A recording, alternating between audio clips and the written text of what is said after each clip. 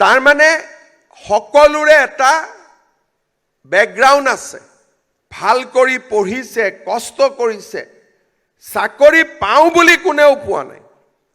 আৰু আজি বহুতে কয়, বহুতে ময়ো মাজে মাজে ভাবোঁ যে ঠিক আছে, কিন্তু এই চাকৰিখিনি স্বচ্ছতা হোৱাৰ ফলত আমাৰ আৰু এটা কি লাভ হৈছে, যেতিয়া ল'ৰা ছোৱালীয়ে স্কুলত পঢ়িব আৰম্ভ কৰিছে যে নহয় পঢ়িলে চাকৰি পায়।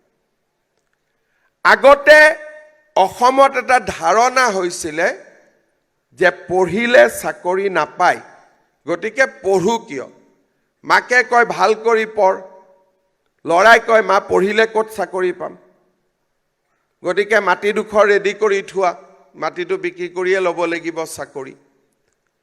এতিয়া মই টিভিত দেখিছোঁ সকলোৱে চাকৰি পাইছে, ৰিক্সা চালকৰ ল'ৰা, ঠেলা চালকৰ ল'ৰা, কৃষকৰ ল'ৰা, বজাৰত দোকান দিয়া ব্যৱসায়ী ল'ৰা আৰু মধ্যবিত্ত পৰিয়ালৰ ল'ৰা ছোৱালীও।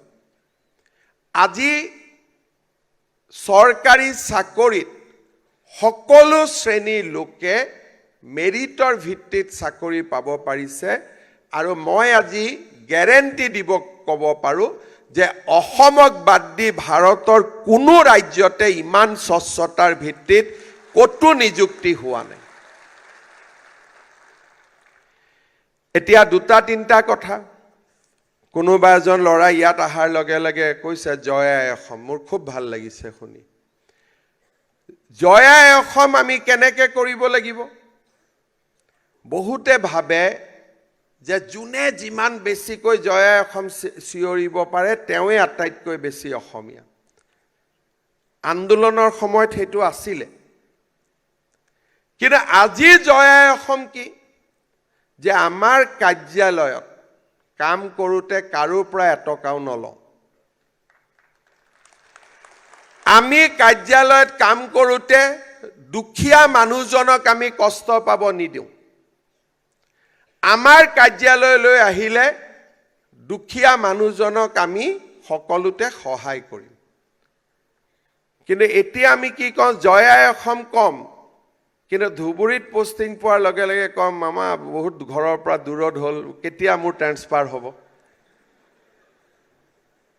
তাৰমানে তেওঁ জয় আই অসম নহয়, তেওঁ জয় আই ডিব্ৰুগড়, তেওঁ জয় আই শিৱসাগৰ, তেওঁ জয় আই গুৱাহাটী, তেওঁ জয় আই ধুবুৰী।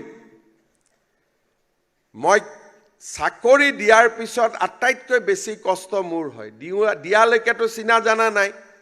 দিয়াৰ পিছত মই যদি DC অফিচত গ'লোঁ, SDC অফিচত গ'লোঁ, গ্ৰুপ পাৰি কয় মামা আমি ব্ৰহ্মপুত্ৰ ভেলীৰ মানুহ, ডিব্ৰুগড়ৰ মানুহ, শিলচৰত কেনেকৈ কাম কৰিম, আমাক ট্ৰেন্সফাৰ কৰি দিয়ক। ধৰি ল'লে আৰু যে ট্ৰেন্সফাৰ কৰিবই লাগিব। পোৱালৈকে এপ্লিকেশ্যন নাই। এতিয়া য'ত মিটিঙত যাম দেউতাক মাকে ক'ব যে মোৰ ল'ৰাজনে অমুকত চাকৰি কৰি আছে, যেনে তেনে ট্ৰেন্সফাৰ কৰি আনি দিব লাগে। তো জয় আই অসমটোতো নোহোৱা হৈ গ'ল। তাৰমানে মানুহৰ মাজত দেখিলে জয় আই অসম বুলি ক'ব ভাল লাগে, কিন্তু যেতিয়া নিজৰ পেটটো আহি যায় তেতিয়া জয় আই অসমটো পিছ পৰি যায়, জয় আই মোৰ গাঁও হৈ গ'ল। বহুত মানুহৰ ল'ৰা এনেকুৱা আছে যে তেওঁলোকক ট্ৰেন্সফাৰ কৰি আনি আনি আনি আনি লাষ্টত নিজৰ ঘৰত দিব লাগে। আৰু বহুতে বিচাৰে যে অফিচটো মোৰ ঘৰতে হ'ব লাগে। আমাৰ এজন অসমত SSত এজন MD আহিছিল, তেওঁৰ নাম জিংৰান। প্ৰথম মই শিক্ষামন্ত্ৰী হ'লোঁ, মোক কিছুমান মানুহে লগ কৰিব আহে যে আমি মাতি দিছোঁ, আমাক চাকৰি লাগে। তে মই অলপ ইনকুৱাৰী কৰিলোঁ এইটো বস্তুটো কি। লাষ্টত মই বুজিলোঁ যে তেওঁ অসমত 4000 মান স্কুল পাতি দিলে যে নিজৰ ঘৰতে স্কুল হ'ব, আৰু য'ত স্কুল হ'ব ল'ৰাজনে তাতেই চাকৰি কৰিব। তেতিয়া মই সুধিলোঁ আপোনালোকে চাকৰি কৰিব ক'ত যায়? বোলে বেডৰুমত ড্ৰেছ কৰোঁ, ড্ৰয়িং ৰুমত চাকৰি কৰোঁ।